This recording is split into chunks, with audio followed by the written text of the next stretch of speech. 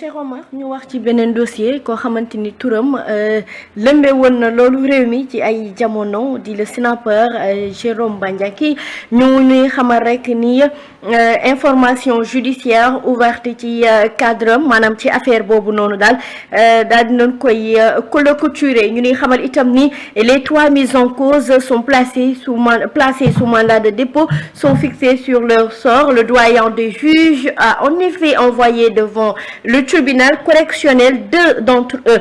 Le principal accusé, sénateur Bandiaky, et Sakourika qui est aussi le frère de l'ancien ministre Doudou Ka, et tamit dañoo prononcé un non-lieu pour le 3e, le lutteur Bathie di Mbeuss, collègue et beau-frère de Boy Niang. Ba tey rek ci Libération moomu di fësal lu ni mel bi ko fësal tey nee nañ daal moom mi di Jérôme Bandiaky ñu ngi koy poursuivre pour détention illégale d'armes, trafic illicite d'armes, détention d'armes et de munitions sans autorisation, obtention d'avantages indus et escroquerie au service. Il est soupçonné d'avoir été au cœur de la planification de la traque d'opposants au plus fort des violences politiques qui ont marqué le pays durant les dernières années de la présidence de Macky Sall.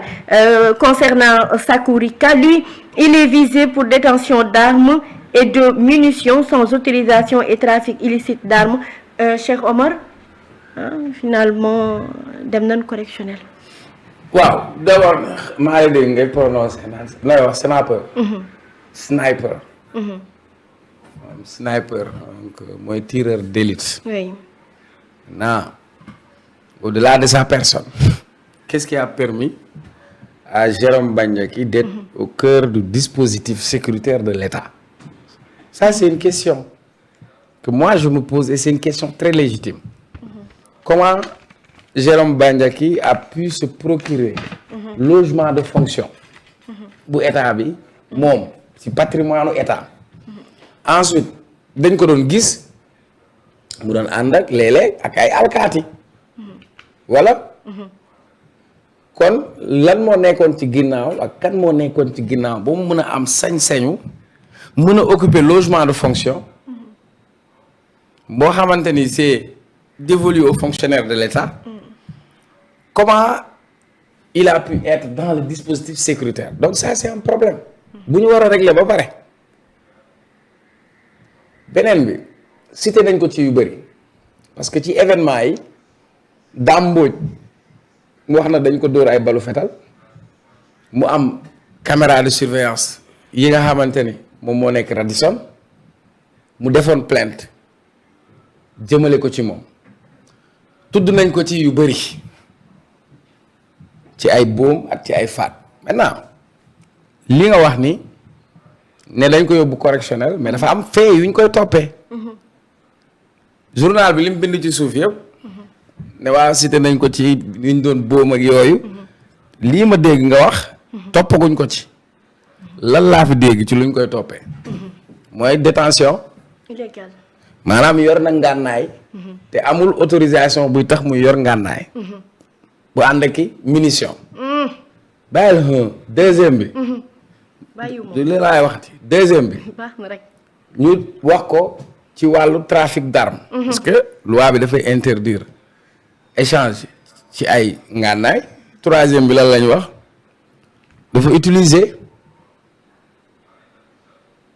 ay mbiru état logement wu état voilà mais ci yi ñu fi listé gum yëpp ba tey dégguma ñu ne crime wala nangam maintenant ça veut dire que comme dossier mu ngi ci instruction amaana lii la ñu amagum ñu ngi xóotal di gas ba enquête yi bu tollee feneen bu amee yeneen yu ñu gàll ci kawam boobaa yeneen yooyu ñëw ci kawam voilà. Par contre ñeneen ñu ci cité ñëpp aussi keneen ki nga wax aussi pour wàllu ngànnaay gi mu yore la maintenant voilà léegi nag il faudra creuser plus et davantage pour savoir qui est derrière Jérôme Bandiaky, comment il a fait pour se retrouver dans ce dispositif.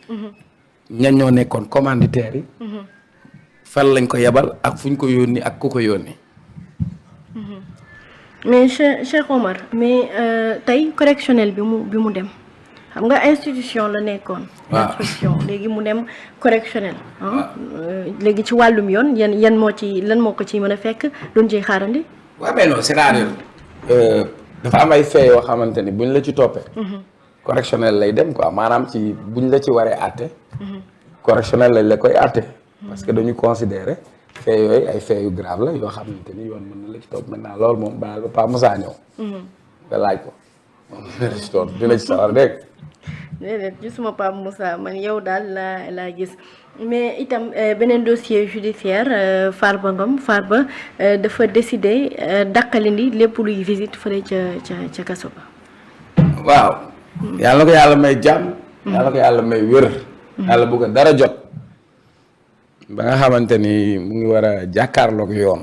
ba gindi ñu leeral ñu ci alal ji nga xamante ni ñoo ngi ko koy toppee. te njortees ni taqe na ci wàllu blanchiment de capitaux. mais dañuy respecter sa présomption d'innocence. Oui. Respecter aussi son droit. Parce que actuellement c'est un détenu. Le détenu a des droits aussi.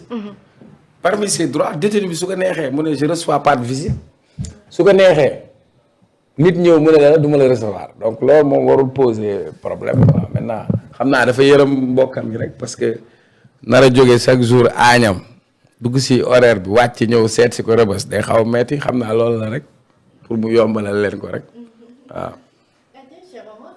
wàllum yoon ak yoonal la ñuy yedde sandi FRAPP daal dina ci àdd ñoom FRAPP li ñuy sàkku rek mooy ñu l'abrogation de l'article 254 du code pénal et rappelle le rôle d'un procureur ñoom daal loolu la ñu def le front pour une révolution anti-impérialiste populaire et panafricaine FRAPP yëg wax nañ daal àddu nañ ci article 254 du code pénal sénégalais nee nañ qu'il qualifie de vestige colonial waaw FRAPP de loolu lañ wax qu'il qualifie de vestige colonial servant à réprimer la liberté d'expression ci seen communiqué bi ñu fësal ñoom le mouvement daal alerte sur l'usage récurrent de cet article pour poursuivre journalistes, activistes et opposants politiques alors que le débat national s'est récemment focalisé sur l'article 80 concernant la sûreté de l'État.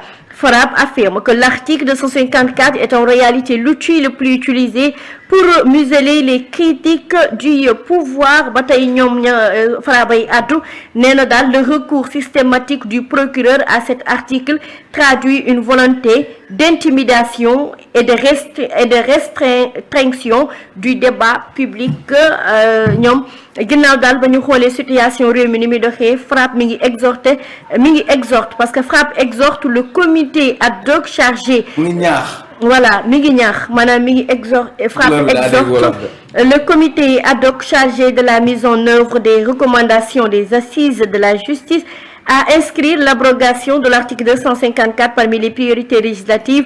Il est impératif que la parole politique sorte du champ pénal pour garantir un débat libre et pluraliste ñoom daal loolu bokk na communiqué bee yaatu. Mais ba tey FRAPP souligne également le rôle fondamental du procureur de la République qui ne doit pas être perçu comme un simple exécutant du pouvoir en place. Il est appelé à garantir les libertés fondamentales et à respecter le pluralisme politique lii de la waa FRAPP wax ci penc mi Cheikh Omar sa jàngat yow itam.